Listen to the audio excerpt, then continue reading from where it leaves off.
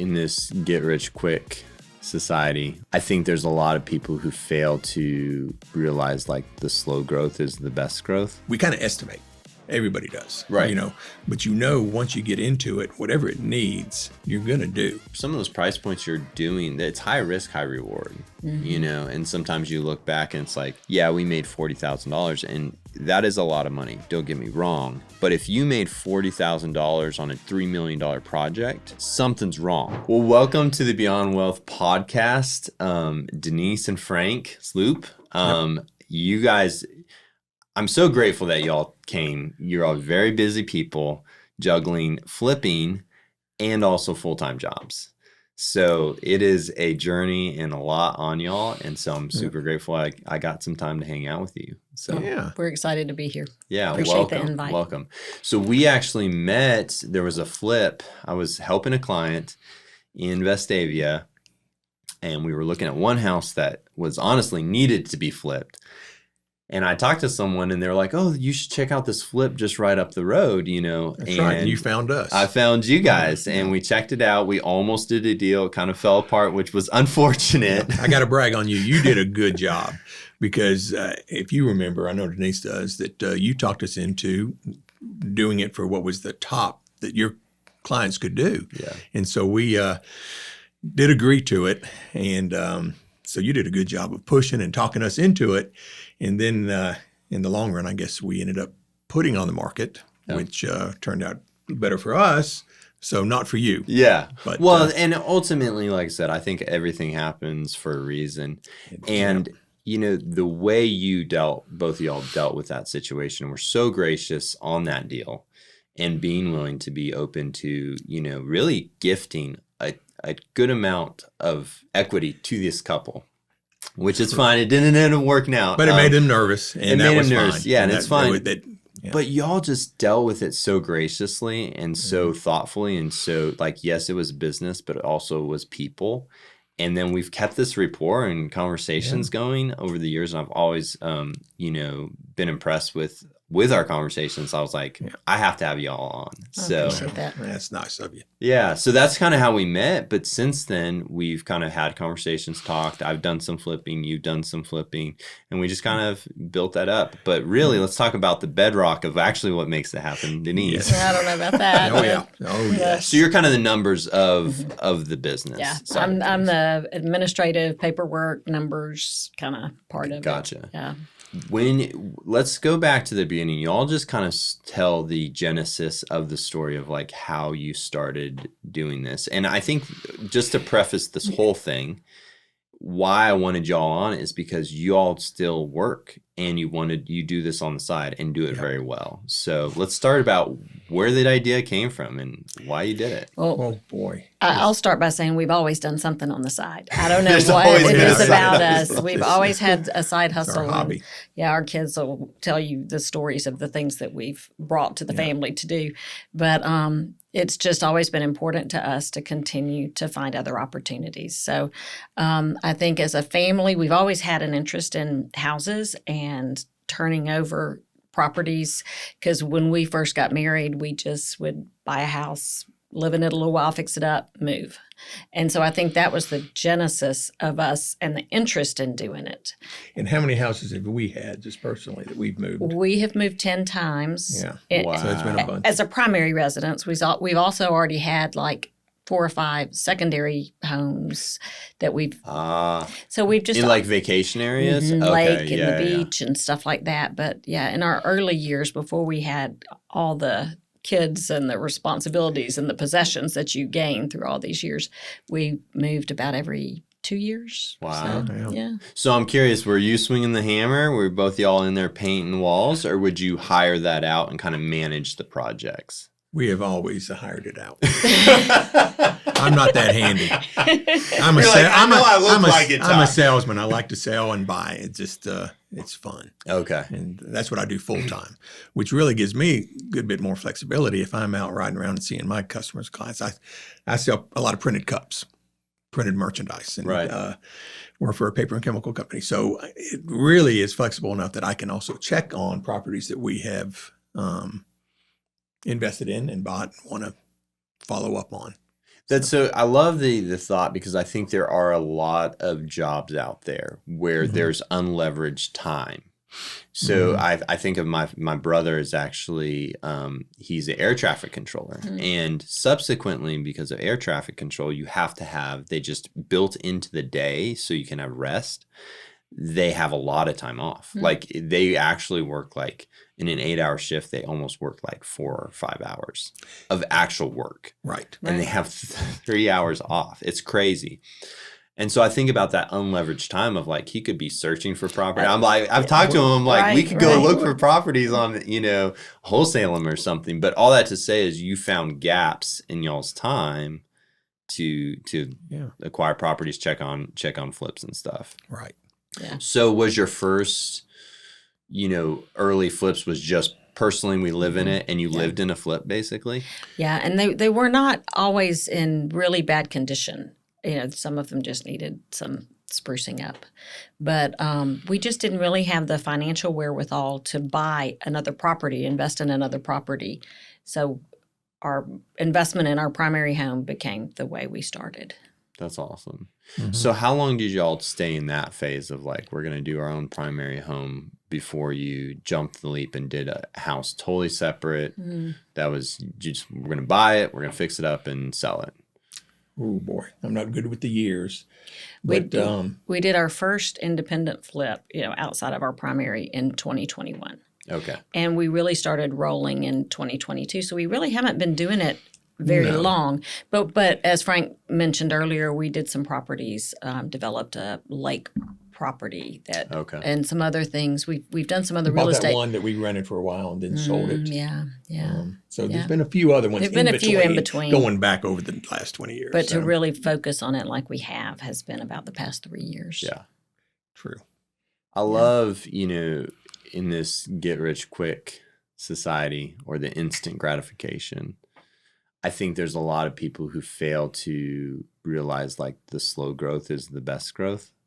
And, it's not like you just jumped into it randomly. Like you had, probably looks like 15 years of previously like renovating properties, talking to contractors, negotiating. Absolutely. Oh yeah. Like, so it wasn't foreign to you to do it full time or not full time, but like do it as like, we're going to buy a property solely separate from our primary residence. Right. And I love that, just like being willing to step into it. Yeah. Was that intentional or just kind of naturally how it happened? I think it just evolved. It did evolve. say? I would say 8 years ago, really right after I got back from that mission trip with the Matthew and Rebecca and their family. And I took one of my daughters.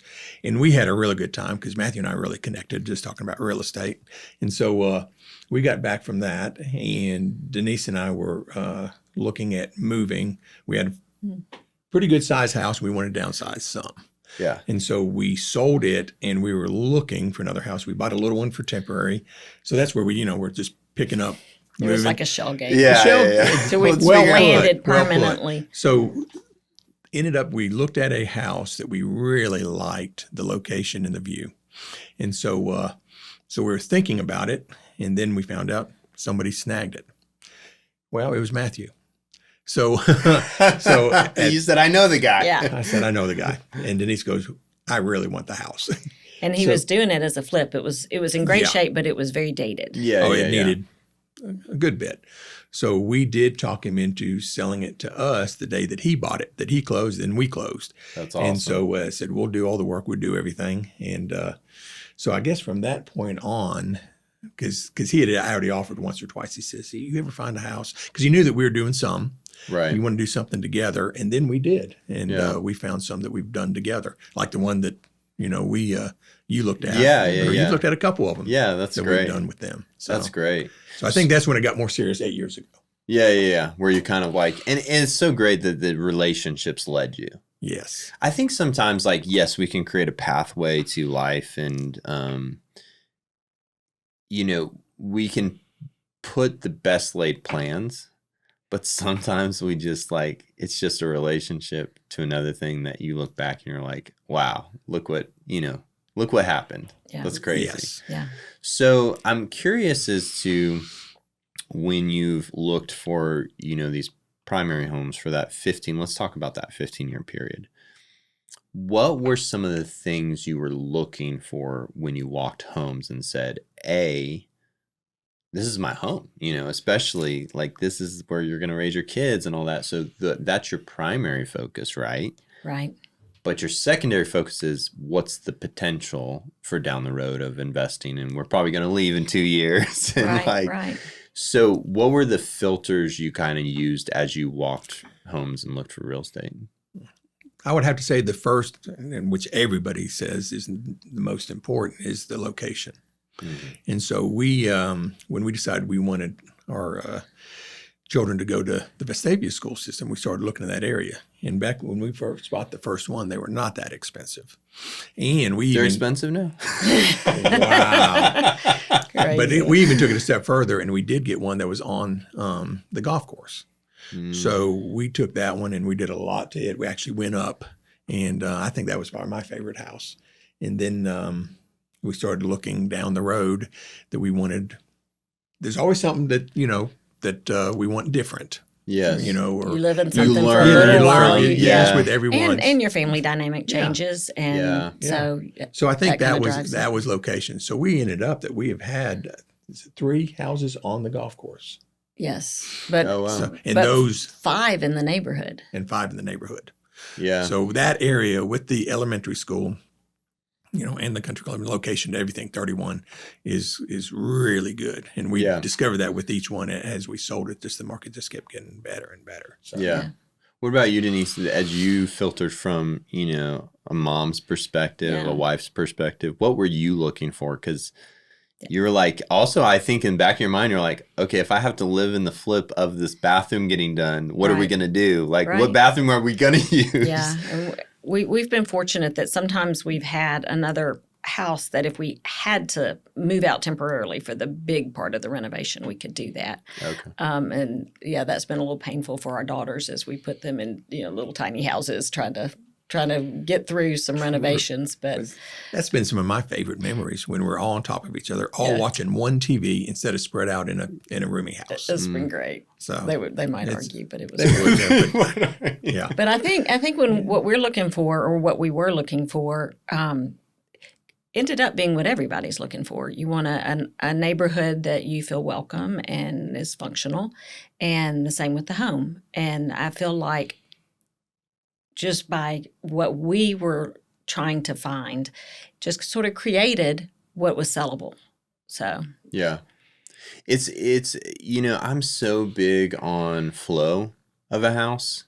I'm looking for a client right now in Hoover and just getting to walk properties, and they're actually remote. So I'm having to kind of tell them not only like, yeah, here's a bedroom, but like, this is how it feels to flow from the bedroom back into the hall. Yeah. And I'm really having to describe, like, I could see. And so the best I can do is the filter of like, would I want to live here with my family? Yeah. And how would I see the dynamic of, us interacting with each other and having, some separate space, because we all know with kiddos, you want a separate space. You need a little bit of that, yeah. A little bit of sanity, but then you don't want to feel so far that you don't feel like community, and it's just the feel of a house is really interesting. So for you to have that filter, I'm sure you did way better on the back end because you kind of think through that because you lived in it. Right, right. All right, so let's talk about what are some of the things you learned that you love and you don't like about a house after flipping and renovating your own stuff for so long? You're saying every time you kind of iteration of like, hey, we thought we liked that and we built it in, but we don't. What were some of those things that ended up being big things for y'all? I know you're probably thinking some of the same things. Go ahead. I really like separate closets, his and hers, instead of sharing one. He's got a lot of golf. I've got a lot of shoes. A lot of shoes. Yeah, I used to work in retail in college and out of college for several years. So yeah, I'm a little bit of a clothes hound. Okay. So I take up a lot of closet, and we had one house where we had each had our own. That was closet. Nice. Yeah, I'd do that. And right now we don't. Oh. It's one big closet, but it's Yeah, it's a nice size closet, but I'm trying to think how we're going to fix that and not move. Right. Yeah. Yeah, because we do want to stay. Yeah. Yeah. What else? I think I'm function. So pantry space, laundry space, those kind of things are really important to me.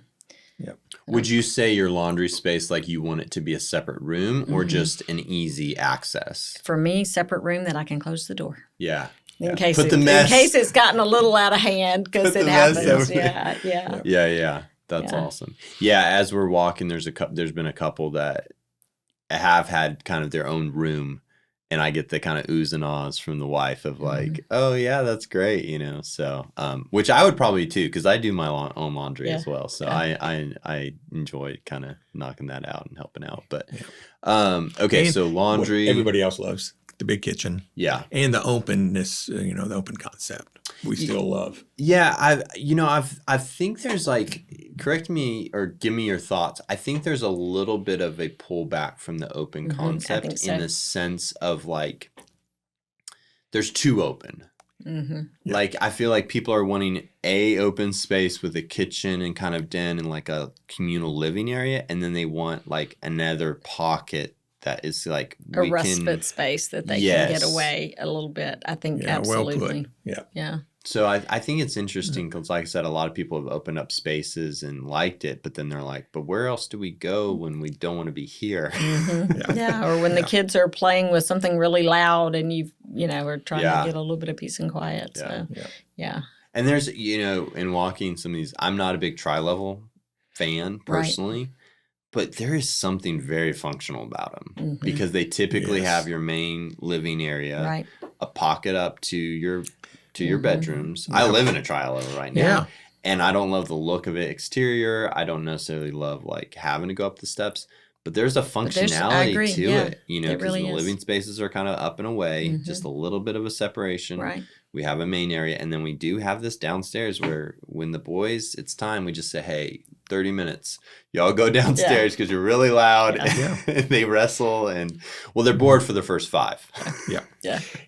And with us doing a good bit in Vestavia, there's several of those. And we've done a couple. Yeah. And so they turn out nice. Have you lived in any tri-levels? We have not. Okay. Gotcha. We have not. You mostly have had ranchers or 2 stories. Yeah. Okay. Awesome. And we both grew up in a rancher, so I love that. Yeah. look. There's a couple in my neighborhood I'm kind of eyeing, and I'm not there yet, but I want to start talking to the owners and saying, hey, if you ever think about selling, come to me first. Right. Because I really like a lot. But so I always want to bring, a little bit of specifics to areas and stuff. Let's narrow down, because Vestavia has been kind of your bread and butter. You grown up your family there, you've raised them there. You have a lot of connections. You said that's where some of your flips have come from, or other, the houses you moved to. Let's talk about the stuff you love about Vestavia and maybe some of the challenges in that area. You're like, can we say there's challenges? Vestavia is perfect, right? It's perfect. We've really enjoyed it. Oh, we have. It's so convenient to everything. And of course, the school system's been fantastic. Yeah. So all of our 3 oldest finished there and then moved and did real well at Auburn because of the foundation. So we just really like that, number one. Yeah. And so, and then the people are really good. And so we've just enjoyed the area, which has made it easy to get to know a lot of people. And that's where, we've had some connections and have ended up with some houses or some people that have asked us to take a look at it for their parents had moved out, or Denise has made some connections that have really helped. We've got a couple of, I'd say a handful of realtors that we have utilized, and especially in that area, because, we've known them for a long time, and it has worked out real well for not just us, but for them too. Yeah. Because we need you to do this. I'm thinking of Dana right off has done us a couple, and Christina, but where they have brought us the house. They were about to list it, brought it to us right before, and it did need a lot. And so they'd sell it to us, and then we would get it ready, hopefully within about 3 months. Yeah. And then they sell it again. So as a realtor, I think realtors love being able to sell a house twice in 90 days. Yeah. And that's happened a few times. So that's been really nice having that connection and that opportunity, in Vestavia by kind of knowing the people and the realtors and the neighbors. It really does. I mean, there are some really great school districts in this city, and that's one of them. Yeah. I think about it. Do you feel like Vestavia's a little more hilly than Mountain Brook? I feel they both have their pockets that are flatter and both have their pockets that are hilly. I mean, Vestavia definitely is. Birmingham over the mountain in general has just lots of hills. Like you go down to Montgomery, it's not the case. Like we're kind of in a mountainous, hilly area. Absolutely. So it's named well, Vestavia Hills. Yeah. I mean, Yeah. We wear out some breaks, don't you? Yeah, we do. Yeah.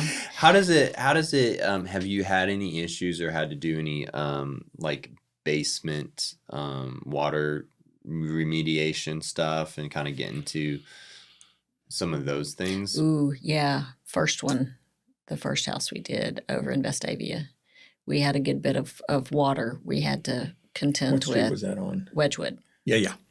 Yeah. But it's been rare, and we've always For the been most able part, to no. But pretty clear solutions. Yeah. So yeah, we've always felt like we were able to get a handle on it. We haven't had a property that had a water issue that we couldn't resolve. True. And do it economically. So Yeah. yeah, but Yeah, I think that's been one of the things. I mean, I think Homewood, Mountain Brook, Vestavia, those similar, I feel like Trussville's a little flatter. There's definitely areas, towards Red Mountain that can be that way, and just crawl spaces in general. You just have to be conscious of it. Not all are bad and all are good. Right. And sometimes when you have these off-market properties or whatever, there's a reason why, I found, Yeah. And luckily at y'all's price point, like Vestavia, like you can put, we'll say some of that water remediation could be like 10, 20 grand. Yeah, it can. Which in a Vestavia home, like the price point can justify that. But if you're at the whole ARV is like 100K. Yeah. You can't put a 20 grand water remediation, so Right. you have to figure out other solutions or just not buy the house. Right. Yeah. Yeah. So We've used some French drains successfully and things like that were a little bit more economical than some of the other solutions. Yep. But it is hilly, but the bones of a lot of these homes in Vestavia are pretty good. They're all built in the 60s. And so we've had real good luck there. But not to say we've had a couple of realtors that have taken us outside Vestavia. All the way up to Warrior. Crestline Park. In fact, I think Denise was going to send you a few pictures of, was it Crestline Park or a few others? Yeah. But in fact, thinking of those two, both of them, we were told these may be too bad. Yeah. Too bad a shape. And one of them, the one over in Crestline Park, when I first went in it, I mean, it was so bad that I didn't want Denise to even walk in. Yeah. I mean, I had to cover, just to breathe. Yeah. It was had been abandoned for I don't know how long. Wow. And we walked in and walked toward the bathroom, and you could see all the way through to the backyard because the back of the house has just started to just decay and fall. Wow. And so you took on a big one there. We took on a big one there, and I really thought that this has got to be the worst. So we, it was over our head. We said, so I had Matthew. I said, Matthew, I think I got the worst house you've ever seen. I said, I bet you it's a tear down. He goes, let me come take a look at it. Nope, he restored it. Yeah. Wow. Yeah. Amazing. That to me is so gratifying to have these That's properties what we that love to see are happen. just disintegrating, and to have to be able to bring it back, not just for the house and the family that buys it, but for the neighborhood. I just love when the neighbors get excited to see the project, and that that we're doing it well and bringing back a house that's been just dilapidated. Yeah. And you're helping, just from a sheer economic standpoint of everyone else's comps. Yeah. Let's be honest. Yeah. Like, I just finished up a burnout in Hueytown. And we have it under contract, should sell, knock on wood. Maybe I should have mentioned it, but I mean, we did everything. We have a ton of money into this property. Takes a lot. We'll still make out. It's definitely not a home run. a standpoint. But I'll be honest, I'm so proud of the work we did. And I'm proud that like I can, this lady who's buying it is getting an incredible house. Right. Like, and basically new HVAC, new flooring, new plumbing, new electrical. I mean, the house is brand new basically. Yeah. And I'm just, that to me also matters. Yeah, absolutely. I find that part of it so satisfying, just restoring something and helping the neighborhood as well. Yeah. Sometimes it's back to better than new. Yeah. Yeah. Oftentimes. Yeah.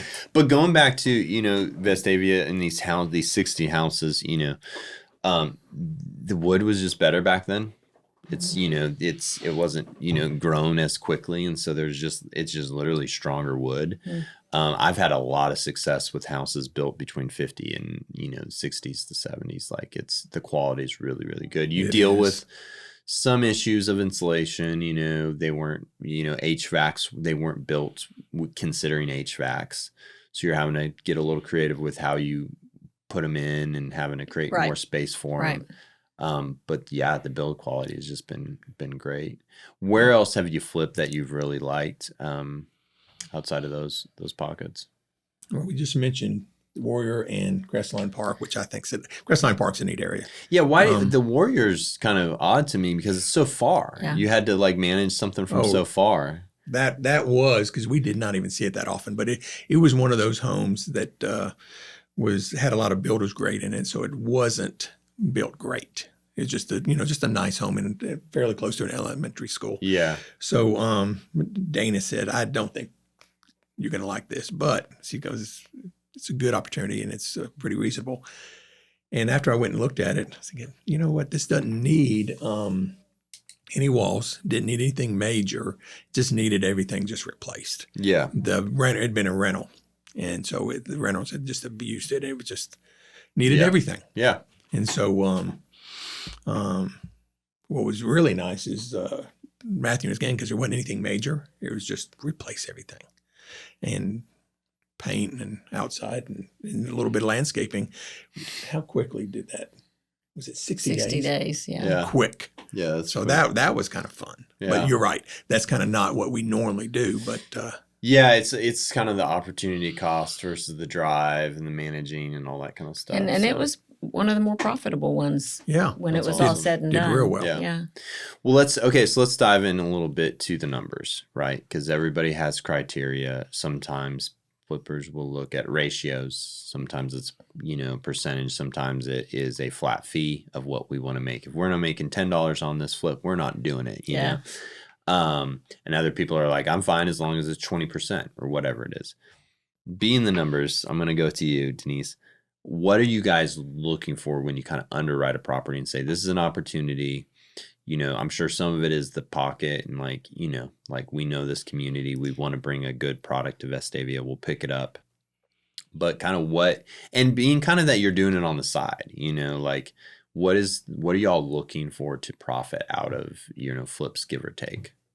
Do you want to chime in? As much as possible. Really, what is like, great, but it's so difficult to, we kind of estimate. Everybody does, right? But once you get into it, whatever it needs, you're gonna do. Yeah. You're not gonna cut corners. Yeah. So if it ends up getting tight, and some of them do, that you don't have as much because you spend a lot more than you'd hoped or wish, and plus the cost of everything right now. Yes, so much more, and labor. Yeah, the trades. The trades is just very tough. I was talking to someone about specifically the trades, and I want to get back to it, but they were talking about, you have a plumber who during COVID raised their prices, 1.5%. We'll say sometimes double, right? So they've been making that for 2 years. Yeah. And just because we've seen, which I think we have seen a little bit of pullback on, the price of lumber's come down. Some, nothing's back to pre-COVID. No. And that plumber who's been used to making, we'll say $500, $600 a day, whatever that rate is. Right. They're not dropping back to, half of that. Yeah. They may come down a little bit if work gets a little tight or like, hey, I need a project. Sure, I'll pick it up. I'll give you a $50 discount or something. But they're not going back to back to it. So The labor is expensive. Cost of goods have come down a little bit since the peak, but not much. Right. You know, I remember lumber was crazy, and now it's, I wouldn't call it reasonable, but it's not insane like it was before. Yeah. But the pullback is still just very high. Yeah. Yeah. Yeah. So continue on as far as what profit you'd like to at least attempt to make. Is it a percentage? Is it a number? You know, it varies so much. It's usually a number. We kind of just look at gross numbers. You look at this chunk and you're going to spend, you know, just say 300 to buy. And then you think, well, the renovation is going to cost maybe 100. And then we'd love to gross, you know, 80. So you kind of play with those numbers. But then as you get down the road, that bill, you know, to redo everything, Oh yeah. you hoped was at 100 and it ends up being 130. Right. So then, you know, real quickly you're looking at, you know, maybe grossing 40 or 50. And then you also got the commissions and everything else, which is nice. So the realtors get good money. Yeah. So we're all, you know, Everybody's winning. we're all getting paid. Yeah. You know, not a lot, but good. And Yeah, we yeah. enjoy it. Yeah. So, And I will say too, like, you know, I referenced that Hueytown flip. I probably underestimated the ARV. But in subsequent, like as we went on the project, I was like, well, we have to put in a new roof. Well, we have to put in, and we have to put a new HVAC in. And those were not known for sure. Yeah. Like As you I peel kind of back. underwrote it. And so then I'm like, okay, I'm looking at everything that is new. And I pushed up my ARV significantly higher. And we got it. We got it under contract just because it was like, okay, initially my ARV was, you know, I think I was at 165. Mm-hmm. But I also hadn't planned on the whole house being new. Yeah. yeah. And so we landed at 195 because I'm like, this is basically a brand new house, Right. and it justifies a way more significant ARV. So have you noticed that as you're kind of renovating, you're kind of looking at the product that you're bringing to market and you're like, the comp needs to go up. Yeah. Oh, yeah. Yeah. Yeah. Plus the pocketbook says. Yeah, absolutely. It And it does. usually kind of balances out. You know, you're Yeah. providing a better product, so therefore you can charge a bit more. Right. Yeah, but it does as you peel back the project and you find things you weren't expecting.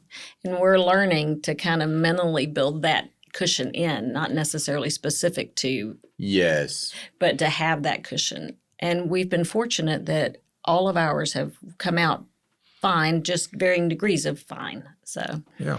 Yeah. You've been in the positive, which Yes. is good. We Yay. have. Yeah. But it's about, I mean, in some of those price points you're doing, it's high risk, high reward, Mm-hmm. you know, and sometimes you look back and it's like, yeah, we made $40,000 and that is a lot of money. Don't get me wrong. But if you made $40,000 on a $3 million project, oh, yeah. something's wrong, Yeah. right? Right. But if you Yeah. made 40 grand on a $200,000 project, Right. that's That's- fantastic. And Right. I Yep. think that's the thing that we have to kind of figure out is sometimes a percentage doesn't completely justify it Right. because work is still work. Whether I'm, you know, that's kind of as I do this more, I'm finding like whether I'm flipping like $100,000 house or like a $400,000 house, Right. you still got to drive to the place and check up on the project the same. Yeah.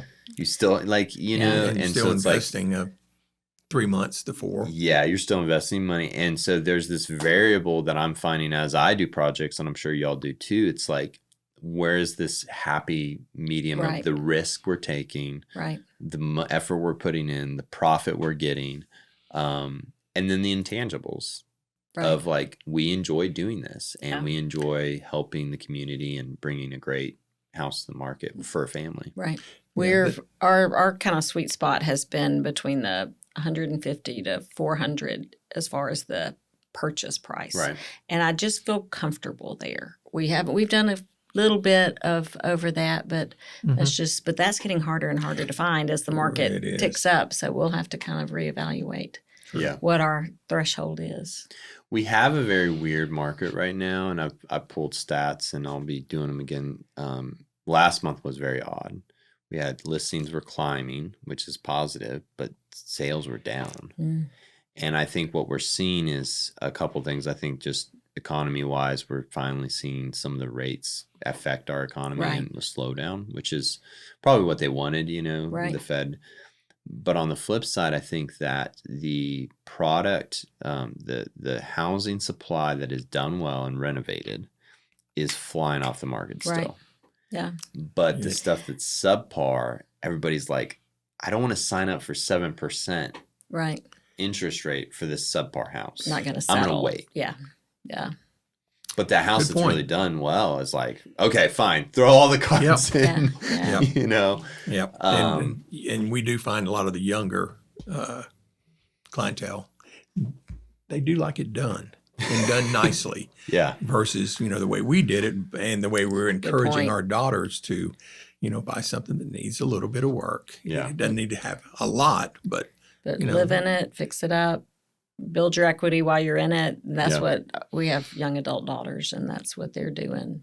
Yeah. So that's worked out real well because I'd say about several years ago, we started just watching the market with your parents in mind, our daughters in mind.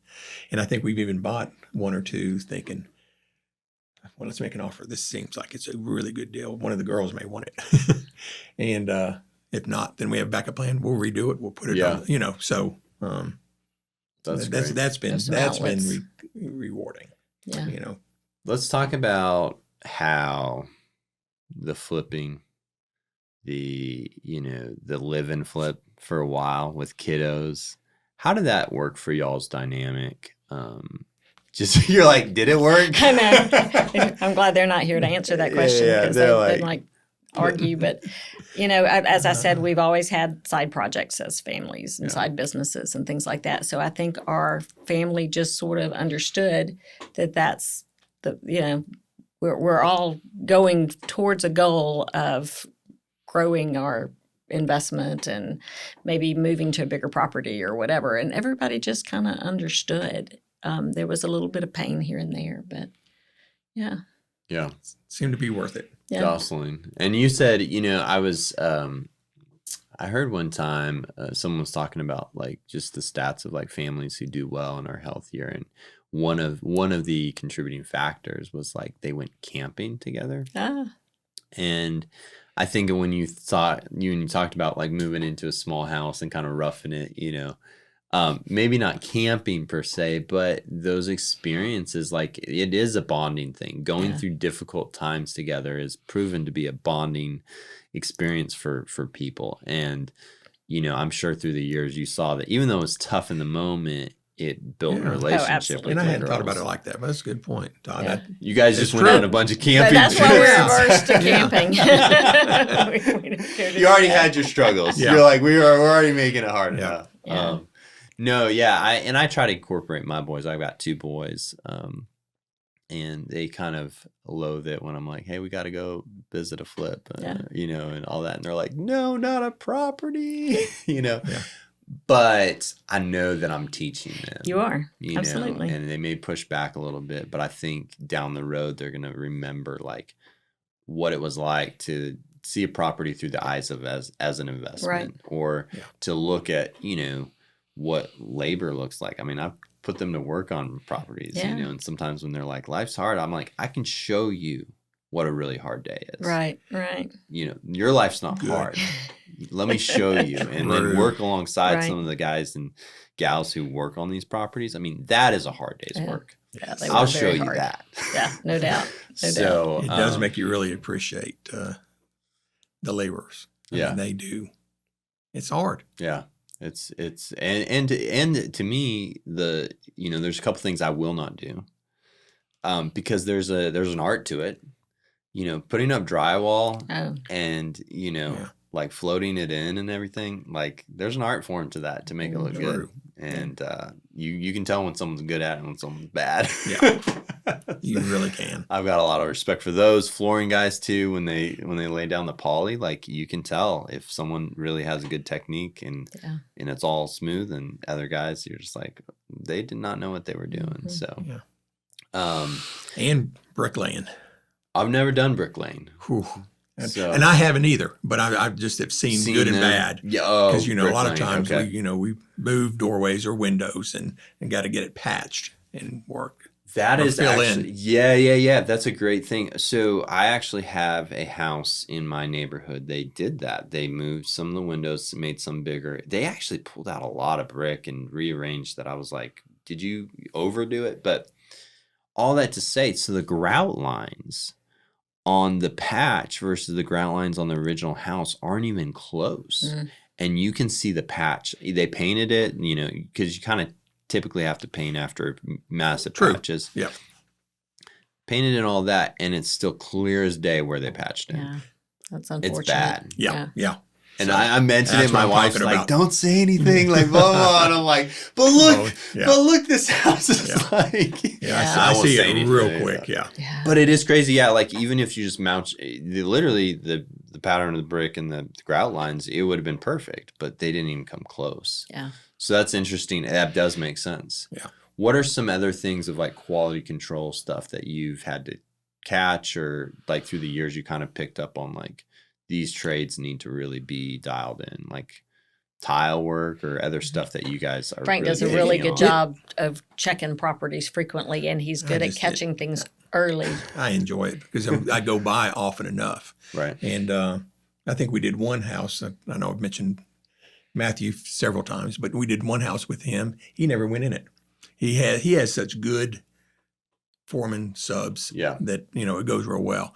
So a lot of times if I see something, I just tell them. So I'm not even calling Matthew. And it's small things. It's the light switches that are just cockeyed. And that looks awful. So, you got to catch things like that, or catching the wrong vanities going in the wrong bathrooms. Just little things like that. Yeah. That just saves a lot of time that I see them already about to set them and stuff. So that has made our projects go easy. But it's little things like that. Will you show up to the project like when big things are happening, like say they are laying down some LVP? I'm going to show up that day to make sure they start the pattern right and in the right direction, or show up and communicate it, or? Yeah. Yeah. And they're real good about or we know what the schedule is. We know when everybody's coming and going. Right. Or if we're doing it with someone else. So, yeah. Well, I think it makes a big difference, as Frank was saying, just something like a light switch not looking as it should.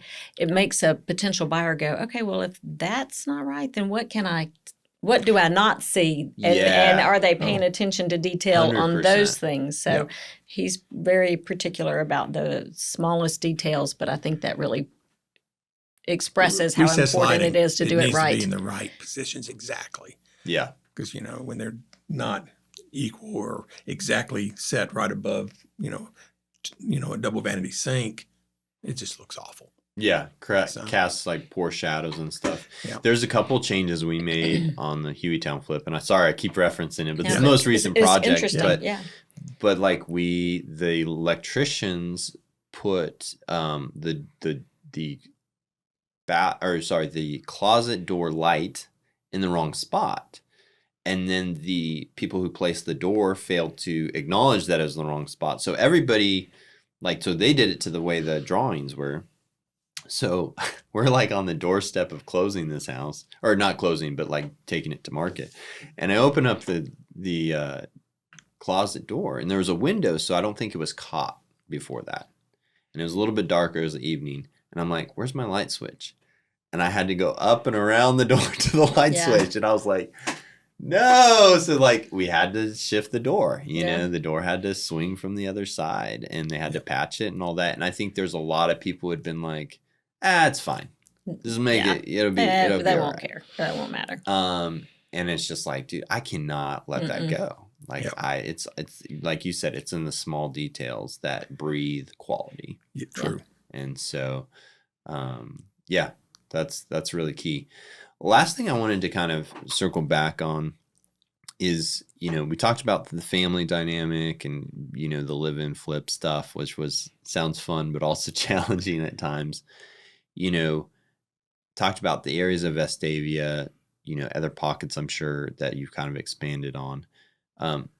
Let's just circle back on what it's like to balance the life balance of doing it, because I think there's a lot of people who listen to this podcast, or they always have a side hustle, but it's like, how much has there been anything key things that you guys have done, like separately as a couple, to keep the business side business, the family stuff family, and to just, or is it all blending together and you kind of just naturally say like, hey, I think we need a little more family time during this season, let's pull back? Or I'll kind of speak to that. I think Frank and I have different gifts, and so we meld well together and we rely on each other. And right now, I think he mentioned we don't have a project going. And so at night we have our dinner and we have some good family time, and then we look at each other like, what should we be talking about? What should we be? Because we love talking about our projects and we love talking to our daughters about it and educating them on what we're doing. So I think it's just part of our family dialogue. And I think it's been a really good thing for us on a number of levels. So it gives us something to work on together. But in our own lanes. So it's been a really good thing. Yeah. That's awesome. Well, you say we don't have a project going right now. You went to the lake yesterday I got a with project. the builder. Yeah, but that's kind of a personal one. Yeah, that's right. But not with Todd or another realtor bringing us a it's project. not an investment property. It's a lake project for us that we're renovating. You want a project to pay for the exactly. Yeah. Here we go. That's awesome. No, I do think, the ones who are successful have found a way to make it a part of their lives. There's not a delineation of like, okay, now it's work time. Now that said, I think they also know when to put work down, but, and I'm learning that every day. There's times where I just gotta, the most successful thing that I've done personally has been to just put my cell phone in my office. And I just as soon as dinner starts, the cell phone goes in the office, and then I leave it there till hopefully if I got a deal going, sometimes I have to check it midway. But the goal is like literally it stays in there until like, when the boys go down. Right. Then I check it, I tidy up a few maybe pieces of work that needs to be done, a few texts, and then I put it back down. And but unfortunately our cell phones we can do almost all of our business from them, right? And it's a beautiful thing, and it also a very, very difficult thing. And how do you protect family in the midst of that is a ongoing process, I know, for me. So well, this has been wonderful having you all in. We've enjoyed it. Thank you. We have too. Yeah, I've learned a lot. I think, one of the big takeaways when you were talking is just, the idea of the flip in, live and flip. It's possible. That idea of like, how can we learn from the next one, step into it, and just your guys, yes, you're doing it full time, but people probably didn't see the 15 plus years of the previous all that journey, moving houses every 2 years, and they just think, all of a sudden, Frank and Denise are successes overnight, moguls, And it started with just doing one step after another, doing one house and then another house and another house. And now you guys are very successful in doing quality work because of all that previous attention to detail, all that previous working with contractors, all that previous, trial and error. True. So we've enjoyed it a lot, and we've enjoyed the relationships that we formed, like having this conversation with you and with the realtors. Absolutely. And it's been a good journey. Yeah. And what I really like, and didn't realize I would as much as we have, but it's been really rewarding with Denise has done a good job making good connection with the original homeowners, because there's always that sentimental factor of it. So that's been kind of a nice little niche. And several of the houses, the homeowner was just concerned. They didn't want to be tore down and didn't, wanted it to be honored. You know? Right. And we get that. I had to sell my house we grew up in several years ago. And my brother and I really searched out for somebody that lived in the neighborhood, somebody that we knew. And it means a lot. And you realize it. And it is kind of nice to honor that. So we've had a few of the people that we bought the homes from that Denise has taken back through.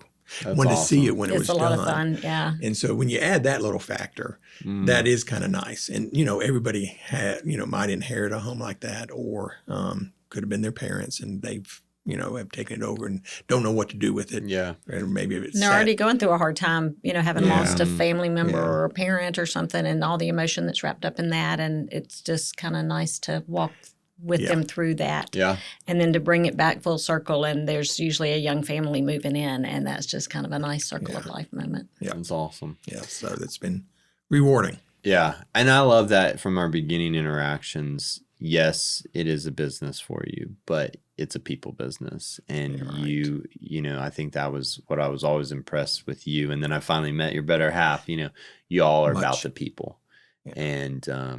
And you taking care of people is ultimately taking care of your family through the opportunities of financial freedom, but also taking care of the, you know, buyers of your homes. So we appreciate the contribution to the community. You know, not all flippers are created equal. I'll just say that. Sure. And you know, it's some of them. It comes down to a bottom line and a spreadsheet, and I just don't think you get very far or do this in this business for very long, just approaching it from that way. So yeah. And we don't consider ourselves flippers. Yeah. You know, we just living life and hustling. Or we try to restore the house, or call it that. But you know, it's just a different terminology. But you're right, we're doing the same thing. Yeah. But so if someone wants to get a hold of you, work with you, has a deal to bring to you, you know, how do they get a hold of you? Call this guy. Call this guy. Yeah. I don't know if you can put my number up. But we can put your number up. I love talking to realtors. Yeah, because you know, they have such great insight, and love, you know, what we're doing. And sometimes it's a win-win-win. Yeah, it's a good fit. So yeah.